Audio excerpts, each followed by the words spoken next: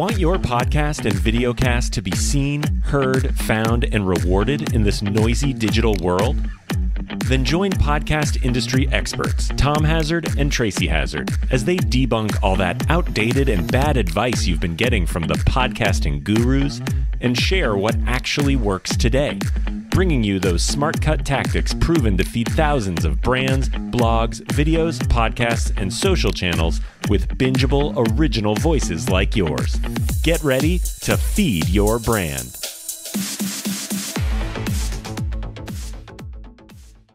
Hey everyone, welcome to Feed Your Brand. I'm Tom Hazard, along with my co-host and better half, Tracy Hazard. And today we're going to talk about social media. In fact, taming the comment stream, strategies for social media engagement. And my goodness, that says a lot in that title right there, Tracy, doesn't it? Well, it sets a priority. It sets a priority to the fact that engagement really has to do with commenting. Now, there are engagement types where, in various algorithms, likes and follows and shares and stuff count. But for the most part, from every big influencer organization I've talked to, those that are like advising advertisers on who they should treat as a real influencer, everyone is telling me that if they don't see comments, and a lot of them, then they are not a true influencer. That's the reality. So if there's not a lot of engagement going on in your comments section, then there's not a lot of opportunity for someone to buy stuff from you as far as they're concerned. It's passive in terms of that. So, I mean, look, it happens all the time. Think about this. It takes a lot more work for me to comment on something than it does to hit the like button. Yes. In fact, sometimes the like button is simply, I see you. That's all it is, right? I see you. I heard it. Whatever it is, but it's not even like a like. It's just letting you know I'm there. It's an acknowledgement. To me, it's sort of a vote or an endorsement that, hey, that was a good post. It was worth me taking the time to hit that button. And in a lot of cases, I'm glad I did. Right. I'm glad I saw it. Over on YouTube, there's a thumbs up, thumbs down. That's pretty common on YouTube videos for you to do that. And so I regularly do that. So when somebody, and it just happened the other day, Joanne Chan, I was on her podcast as a guest, and I went over there and she sent me the YouTube video link. That she didn't actually send me the podcast link. She sent me the YouTube video link, which said to me, this is a priority of importance for her. And so I went over there and I thumbs upped it from every one of my YouTube accounts, which I happen to have 5. So I thumbs it up so she knew, and I jump started the liking process. But I only commented from my account, right? Because that meant nothing if I commented from all the other accounts. I mean, the Binge Factor has an account, Podcasters United has an account, but I wanted to comment as me because I was her guest, right? So I did that there. That's important to help her jumpstart that video and get that video more circulation. So it's important to every podcaster, every videocaster out there that these comments move through it whenever you can. And lucky for us, YouTube makes it really easy. YouTube does. And I've noticed that. I have to admit, I'm not as much of a YouTube video viewer that I do it a lot. I mean, I guess I don't spend an awful lot of time just watching YouTube videos and deciding, do I like it or dislike it, right? I'm not a video watcher at all. You know that. I'm a reader, right? So I do not watch videos at all, but I mean, look, I was a guest on her show. I owe her to engage with her. And how many of our guests don't, right? And part of it is that they don't know what to do. So part of my advice here today is about getting the engagement moving with your guest for them, because they're very comfortable with direct messages, I guarantee you. They're probably gotten tagged in things before, and then it shows up in their notifications and then they do something. But if I send an email to my guest that says, hey, go like, comment, and share on Facebook, on Instagram, they might not. That just might not be where they are. They just don't log into Instagram enough. And you just don't know. If it is truly something, they have to go look for you. So because the algorithm, even though they were in there, if you didn't do it right on the other end of tagging them in the post and doing what you're supposed to do on your end when you put them into LinkedIn or you put them into Facebook, right? And you put the post in there, just because your episode went live, if you didn't do a proper job of tagging them, they don't know it's there. And so they'd have to go find you and find it. And a lot of times, if you're not connected as friends, you can't even tag each other. So like, it's kind of an issue there as well. So that's one of the really important things that I'd like to do when I start my podcast episodes with my guest is I confirm that we've connected connected on the social media platforms that matter to me. I don't check everywhere because I don't expect all my guests to be everywhere. But I do check YouTube, and so I check to make sure they have a YouTube, because you can tag anyone on YouTube. You can tag another channel. You can do all of that. So like that's not an issue. I just want to make sure they have one and I've got the name right. And then I will, or if they have more than one, that I get the one that matters to them the most, because I'm only going to tag one. That's an issue. The trickiest part. A lot of people have multiple profiles or identities on social, and that can make it confusing. Yes. Right. And so I always confirm that. And then I personally confirm LinkedIn, because that's what I care about. Right. So if it happens on Facebook and Instagram and Twitter, and that's okay with me, but it's not important to me to check those things. And I don't want to spend 20 minutes going through all their social media channels and confirming everything. I just want to make sure LinkedIn is right and I know which YouTube to use. That's it. That's my priorities. And once I do that, those are where I'm going to spend my time commenting, because that's what's important to me and the growth of my business and the visibility for the show. That's where I get the most future clients coming from. So my majority of listeners are in those two places, or viewers and YouTube, but they're there. So I want to make sure that I get that right. So that's the first thing to start, is to make sure you can actually tag your guests. Pretty fundamental. It seems like it is, but we don't do it often enough. We don't check it. And if you have a team, a social media assistant, or you're using a scheduling software, a lot of times the tags don't work. So you have to personally go back in and edit it from within LinkedIn to get the tag to work, or edit it from Instagram to tag it to work, right? And sometimes tagging in the comments doesn't work. I mean, in the profile doesn't work, and we have to use the comment. So that's also something to remember, is that sometimes there's social media channels that just won't let you do that. So you've got to do it in the comments field. So that's one of the things that I do. So I know my episode comes out on Wednesdays. It came out today, right? And I'll go and I'll check and make sure that tag is bright blue, right? And that it's connected to the guest. And if it's not working, I'll tag them in the comments. And if it's still not working, I'll go friend them again if something happened, right? Like that's usually what that means, is that they didn't happen.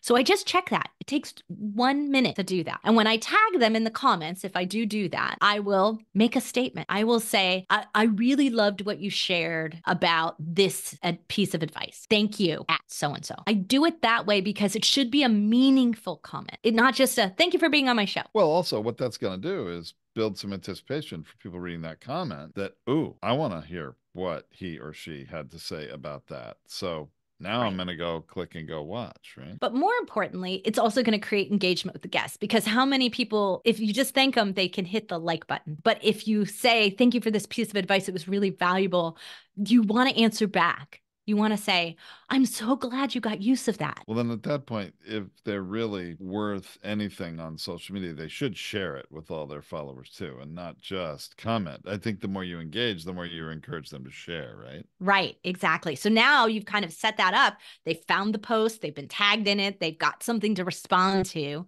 Why wouldn't they share it at that point if they haven't already? So you're getting that moving. Additionally, because now you're starting to, if they comment back instead of just liking, now you're nesting comments, right? So now you're getting a much richer algorithmic kick from the commenting that's going on. So this is really important to think about. So I'm a big fan of not only guest tagging in the profile above or in the post above, but guest tagging in the comments as well. And if you have many, many guests on your show, I do each one separately in the comments. I don't do if you had a panel, I don't do all 5 names. It's too generic. It's not useful.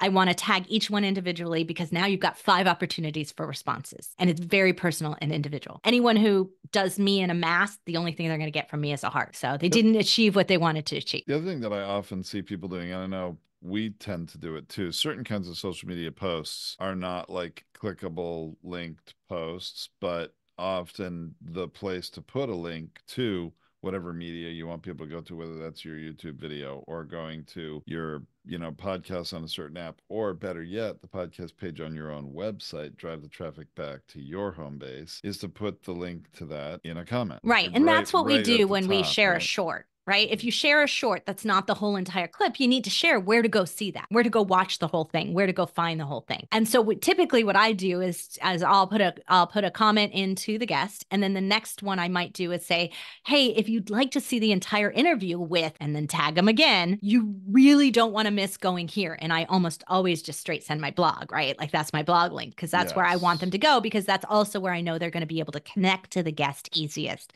So it's the most valuable for both of us. Of course, if I've I've got them tagged, they're going to go right to their LinkedIn or their Twitter or their Facebook or whatever that is. But this ensures that they're going to get even more bio and detail on that person if they go to the blog. But you can send them to YouTube. You can do this. Remember, when you send outside of the social media channel, it is not going to help you as much. So it's useful to the readers and to the people, social media followers who are following that post, but it is not necessarily useful to the algorithm. Just keep that in mind, because I do not want them leaving Facebook. They don't. They don't. It's their Absolutely. job to keep them in there. You are better served. It depends, I guess, who you are and what kind of engagement you have on Facebook, what kind of groups. And, you know, if you're a serious major social media influencer, maybe you do want to keep them on social media. But I would say for the vast majority of us engaging in social promotion, you're better served getting people off of that app and over to your territory, your domain, usually your website. Absolutely. So let's talk a little bit, Tom, about what meaningful engagement is. You do a lot of engagement on Facebook with your friends and family and stuff like that. Well, and actually a lot of customers too. I think I can sort of track, I think somewhere around 2016 or 2017, my Facebook lives got, you know, sort of merged. Not your Facebook Live, like live streams, your Facebook life. My Facebook identity profile, whatever. It used to be in the very beginning on social media that Facebook was personal stuff for me and LinkedIn was professional stuff. And there were these sort of, you know, this separation there. And now, you know what, in business, so many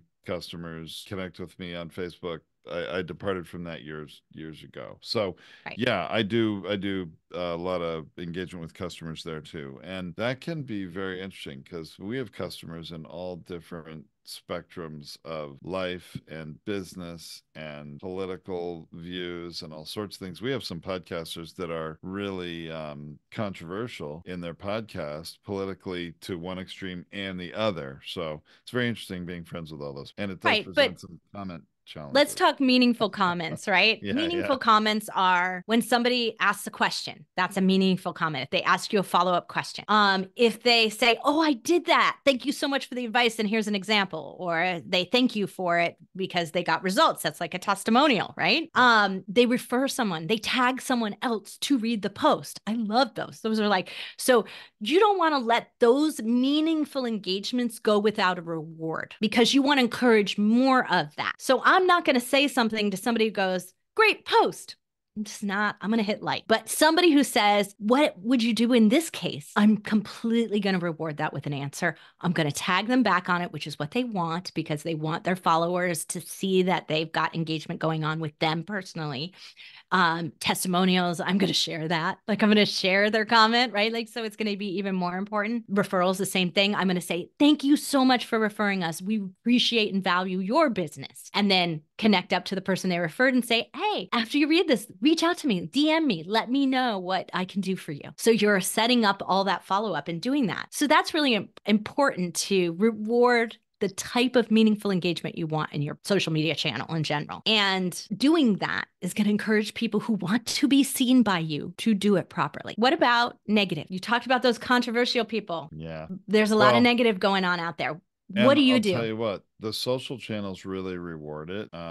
Because it keeps people engaged and that's what they want. It keeps people using the app. So, you know, what do? It's very difficult. If you're going to comment, you have to decide if you're going to participate in that discussion or not. But I'll tell you, to me, the best practice, if you're going to comment, is to try to use empathy in your comment so that it doesn't just feel like, you know, somebody's punching you and you punch back, or somebody's punching someone else and you're defending them or you're piling on. Right. Like there's a very big difference between someone just disagreeing with your perspective and someone being hateful and having a personal attack. Anything that is hateful with a personal attack, this is what I learned from Inc. magazine. You don't engage because it's actually likely spam, if you want to think of it like that. They're doing it because it's fueling what they want the algorithm to treat their channel. So they're benefiting from it. You are not. Right. So if you refuse to engage, they will stop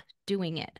So if it feels personal and if it feels hateful and if it's against kind of the way you want to run your channel and you want to run your show, then don't engage. Well, and if it's actually your post, you have the ability to delete comments most of the time on most platforms. Yeah. Deleting comments is very dangerous. Or hiding them. Right.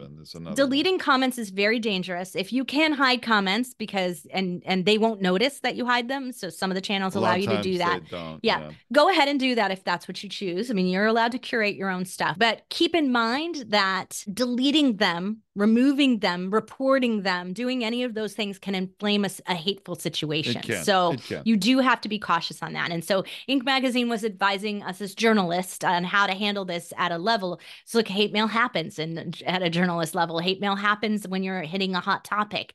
These things happen. And it's one thing to have a disagreement and discourse, and another to feel personally attacked and it to feel dangerous.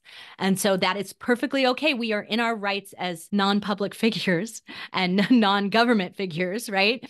To be able to block whoever we choose, right? It is our platform. There is no obligation for you to have to keep people on that platform. But definitely, if you have, usually if you have either a insulting comment, but just say a mean comment, whatever you want to call it, hateful, I guess is the word you used, or a very strong opinion, that usually you'll find those comments are not backed up by anything. They're just spewing rhetoric of some kind. And I often find, to reply saying, I hear what you're saying, but here's another perspective. And if you actually can provide a resource, an article, something that actually is a resource that gives another perspective, that can be a decent, engaging kind of a comment too. And I'm going to say to you, Tom, that's when you have to do a little research first before you engage in that comment.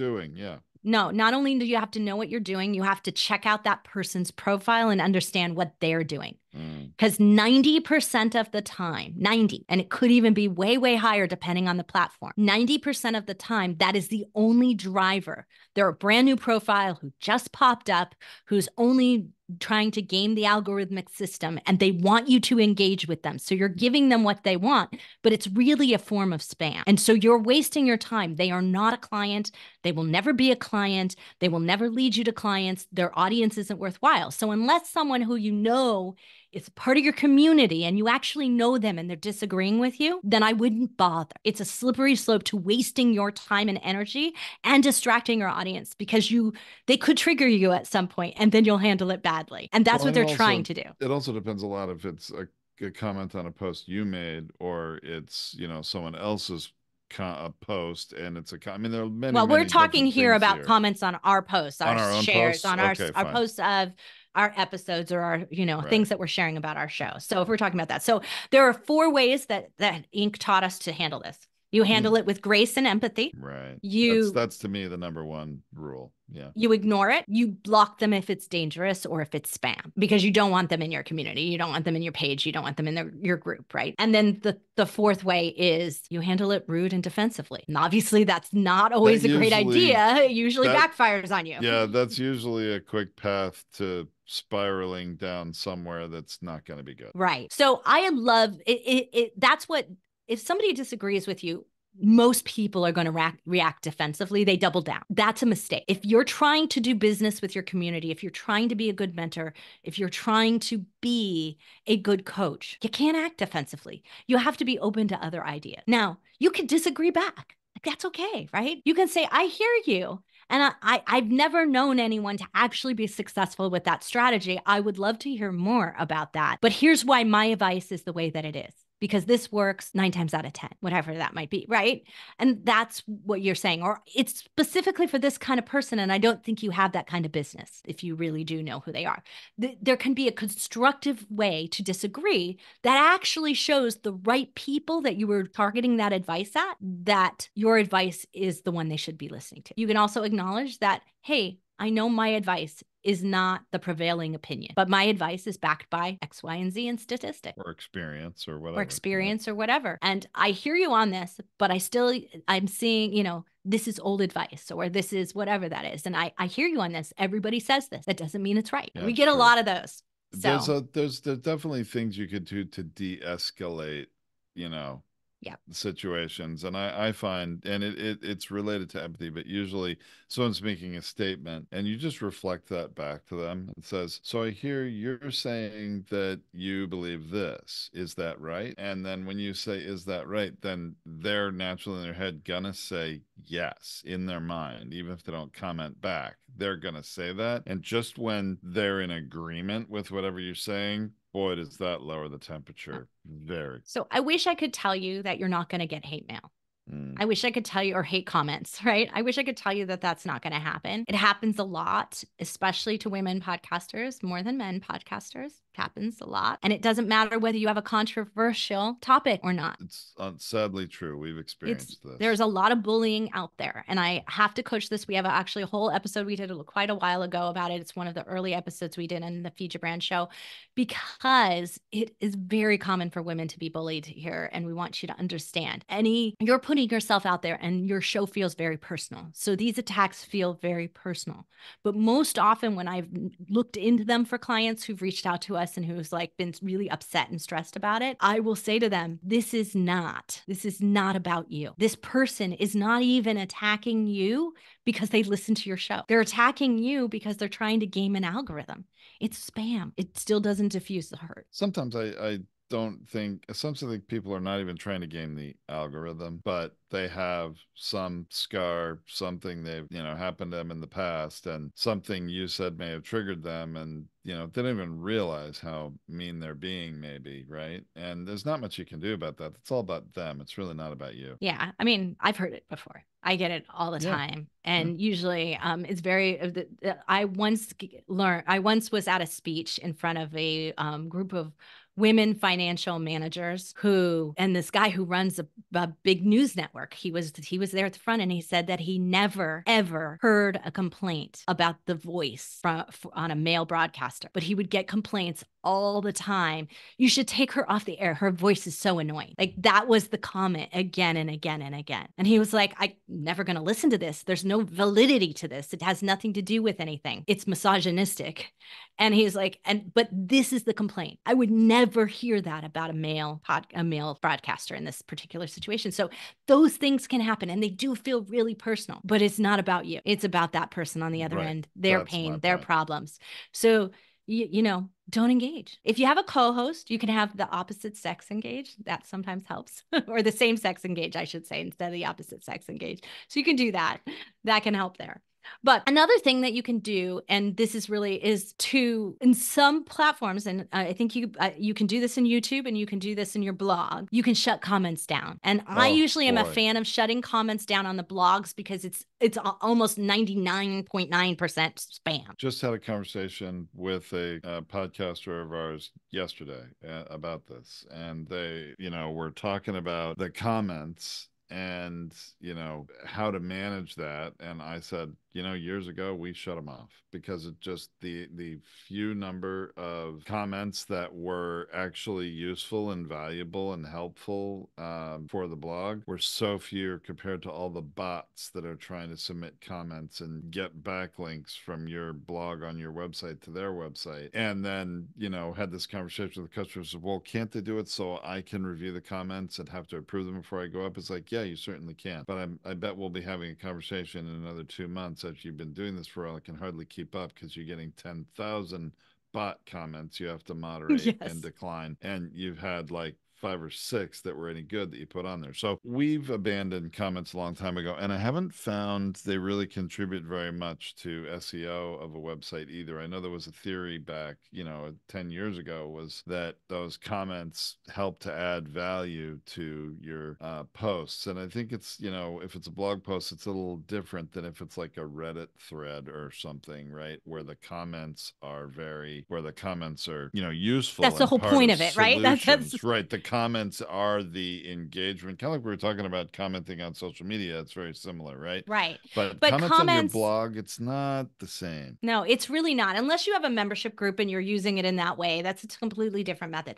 But I recommend turning them off there. I do also recommend aging them on your videos as well. So unless your video is like continuing to go viral and it's growing and there's comments happening all the time, or it has really timeless advice and information, then you can leave it there. But if it's starting to degrade in its value, because the more views, here's what happens. The more views, the more shares, the more your video is going viral, the more spam comments you get, because now somebody wants to troll on your success and they want to be seen interacting with someone who's popular. And so it's a strategy for doing that. And that can eventually harm your channel rankings and all other things. So we just, I like to age it out after a certain point. But if it's not happening, keep them live. Keep your comments good.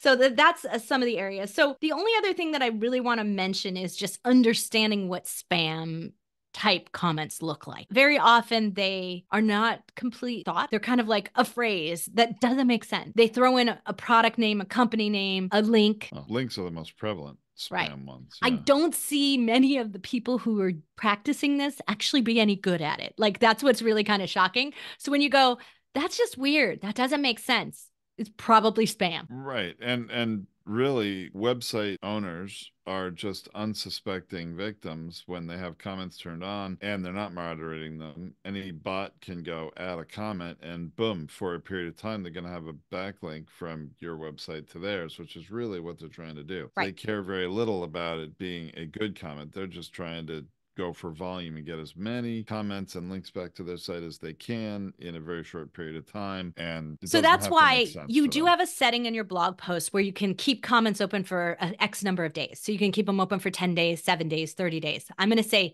anything less than 30 days. If you go longer than 30 days, then those bots will kick in because they will have found the popularity of your post because it's been ranked by then. But if you keep it the first 10 days and it's for your community, you'll get most of the comments right when you publish them. And so that is okay in that model. So that's why I recommend turning them off. I don't recommend, like I said, turning them off, ignoring them on videos, unless you really just aren't getting the engagement that you need over there. Go and in your topic, it's just all spam happening over there, then start to turn them off. When it hits that tipping point where everything starts to be spam, you just turn it off. It doesn't always happen unless you really get a popular video. Like, it just won't happen in the early days of anything. It's just not enough for the spam people to worry about. That being said, it did happen to a couple people because their topic area was high and their channel was ranked high. And so every time they published a video, someone was already starting to go in and do spam comments. So they had it set for any time this channel posts a new video, and it was doing harmful things to their channel. I think anybody who gets really, really big is going to face those sorts of challenges, right? Yeah. It's just going to happen. Although a link from a YouTube video, I don't know that if that's as valuable as other kinds of links on the internet. I'm to think about that one. Yeah, look, it's okay to disagree. It's not okay to be spammed and be haters. Like, that's just not good. It doesn't help you get more business, doesn't help you get more listeners if you're not staying true to who you are. If you are a hater, like if that's what your show is all about, then that's what your comments and engagement will be all about. So you better be willing to dive into it and fuel it. So you're going to fuel whatever's going on in your engagement, and it can be good, bad, or weird. Like, that's totally up to you how that happens. But ignoring it, not doing anything with that engagement, is wasting the value of what you've done, the value of your listeners. When they know you're not listening back to them, they're out of there. They're going to find somebody new. So a real influencer engages. And if you want to be more than just a podcaster, you want to be a coach, you want to be a business that people want to do business with, you have to see them. And engagement is one of the ways to do that. Great point, Tracy. Thanks so much for sharing that. You know, you really are, I was telling you before we started recording this, that you really are the expert in this area for us. But then you pointed out, yeah, but I'm never on Facebook. You engage there. I don't. I mean, it's interesting. We each sort of have different areas we engage in this. So yeah, I mean, look, I engage in something that seems worthwhile to me. The only place that I do engage is I do it as a favor, as a give back for whenever I'm on someone's show, because I want to pattern a behavior of how I would like them to act towards me, right? But everything else that I do will only happen on LinkedIn, right? Because it is the only place that I spend time in. Yeah, that's your primary one. And it's one that I'm getting more and more into, which is just a natural part of doing business these days. So I've been engaging a lot more. But what I find is that a lot of times over there, if you get somebody's publish something, as you know, I was interviewed on the show and they get some engagement going on, a lot of times people are not disagreeing with you. They're not understanding, because an interview is just like a drop in the bucket, right? Like it's not the whole story. This is a great time to invite them to a conversation. So you can take them off of that engagement in the comments and bring them into your DM and then bring them into a meeting with you. How amazing is that? That's what the point of publicity from being a guest on somebody's podcast. So if your guests are not engaging, they're actually wasting their publicity ability, because that's my audience. That is, if you've been a guest on my show and there's engagement going on, that's my audience. Those are people who don't know you yet. So that's where I see that we're really, that engagement piece, when you're not participating in that as a guest, you're actually losing out. And if you're a podcast host and you're not engaging your guests and kind of forcing that engagement, you're not doing right by them as well. Going to come back to you. Sure is. All right. Well, I think that's a great place to wrap this episode up. Remember, listeners, you can find the blog post for this episode with links to anything we discussed, other references, or the video if you're listening to this as a podcast on podcastersunited.org. So check that out, and we'll be back next time. Thanks so much. This has been Tom and Tracy on Feed Your Brand. All right, live stream world. Thanks for watching. I hope you commented. I'll get in there shortly. Yeah, we will get into that. We're going to now get off the live and be here to provide some value to our customers who are in here with us in Zoom. Thanks so much, everyone. See you next week. Heard something useful today but didn't have a chance to write it down? No worries. Tom and Tracy have you covered. Head to podetize.com, where you can get free tips, resources, advanced masterclasses, and launch bootcamps. While you're there, book a free audit to find out how your podcast scores against the competitors and what you can do about it. Last thing, don't forget to follow Podetize, Tracy Hazard, and Tom Hazard on social so you can ask questions during their next live stream. Until next time, keep podcasting.